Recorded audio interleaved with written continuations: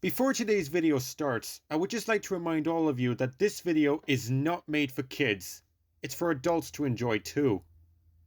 So with that said, Merry Christmas, and please enjoy the fucking video.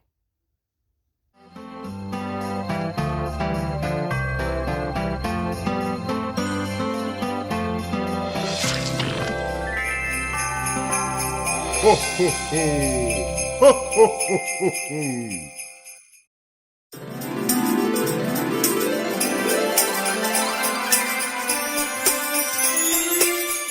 Ho ho ho, folks! This is Liam Fitzgerald again, and Merry Christmas! That's right, it's officially December 25th, Christmas Day. The day when family and friends come together to have such a festive day with each other.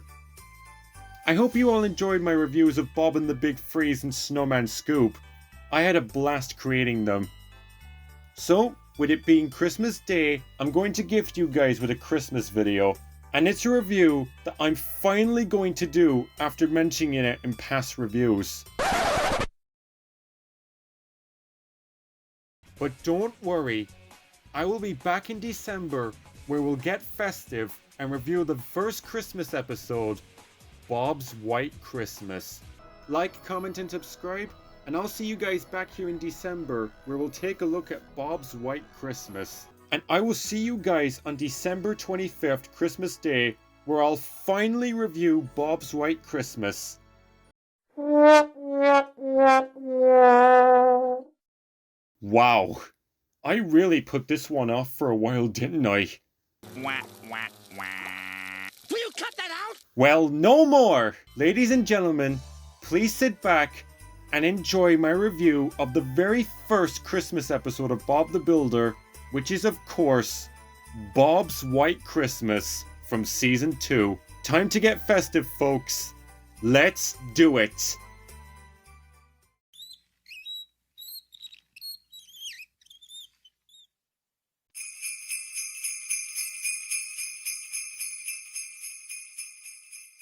Bob's White Christmas is the fourth episode of Season 2. We begin with Bob, Dizzy, and the machines getting ready to decorate the yard, just as Scoop and Wendy arrive with the Christmas tree. Dizzy tells everyone how she wishes it would snow, with Bob doubting it since it never snows at Christmas.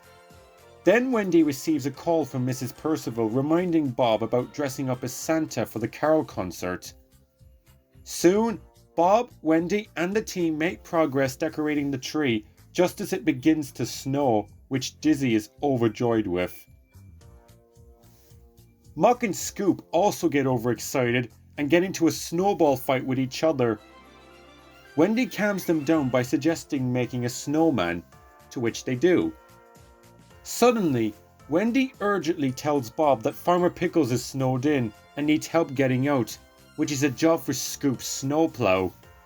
Then Wendy notices that Bob dropped his mobile phone and sends Dizzy to give it to him.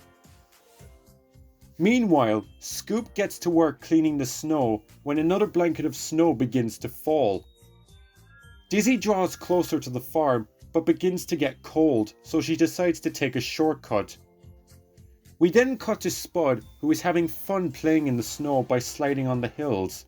Spud sees something covered in snow and believes it's a snow monster and retreats in fright.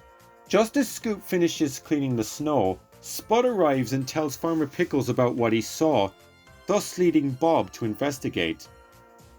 Bob discovers that the snow monster is Dizzy covered in snow from the shortcut. That night, Bob is now dressed in his Santa outfit ready to go to the carol concert, with Muck as his sled and Dizzy as his reindeer. And this festive episode draws to a close with Bob, Wendy, Pilchard, Bird, and the machines opening their presents. Merry Christmas, Bob. Merry Christmas.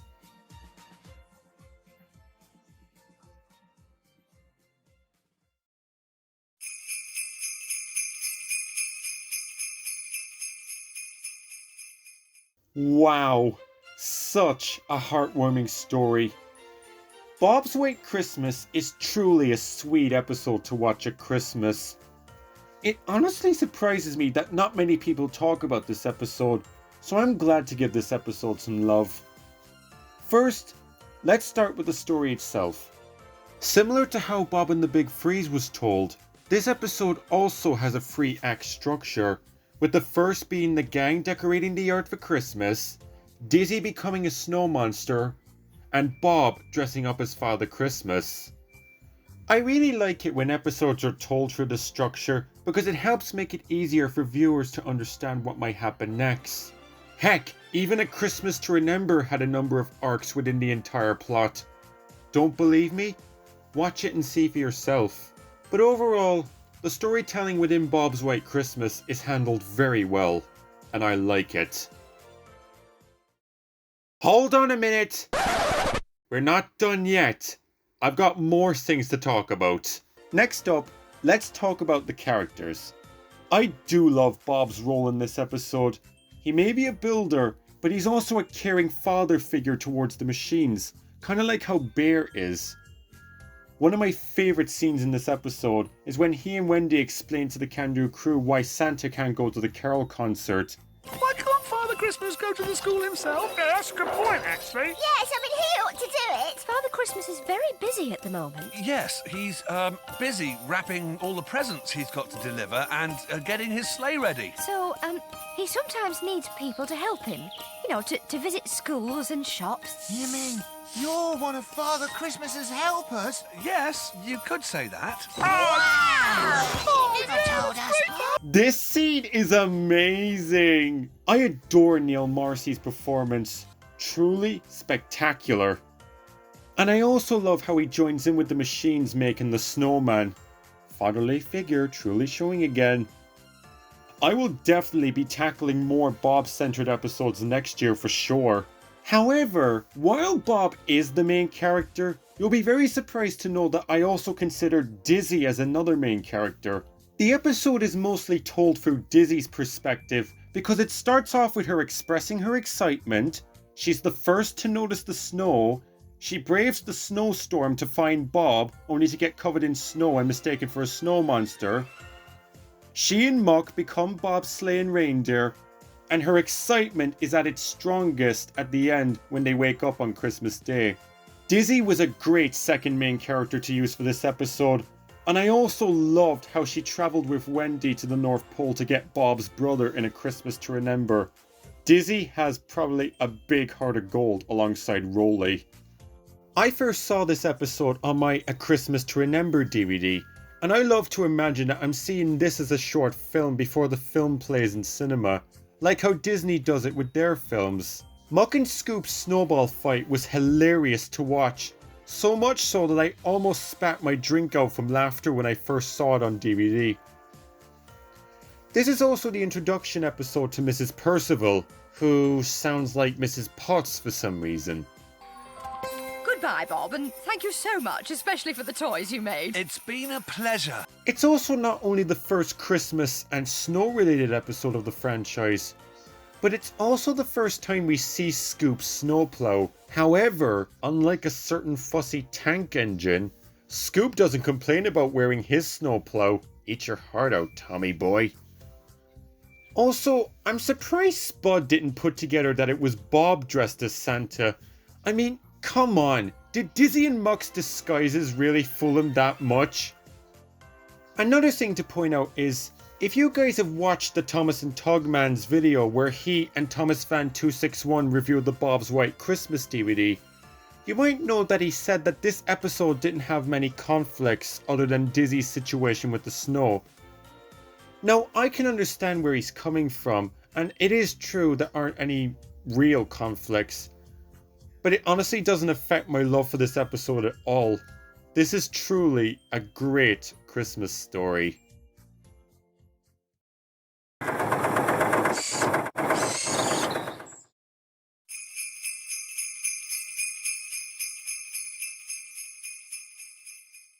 And that, my friends, is all my thoughts on Bob's White Christmas.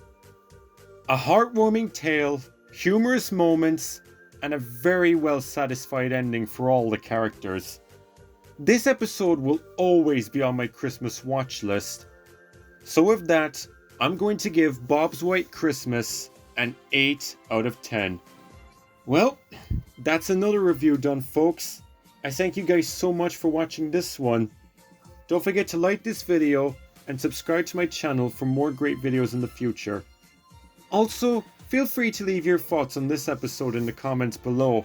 Join me back here on New Year's Eve when I'll close the year off by reviewing my first Project Build It episode, Wendy's Party Plan. I'm Neil Fitzgerald, and I hope you all have a wonderful Christmas with your friends and family. So until next time, Merry Christmas!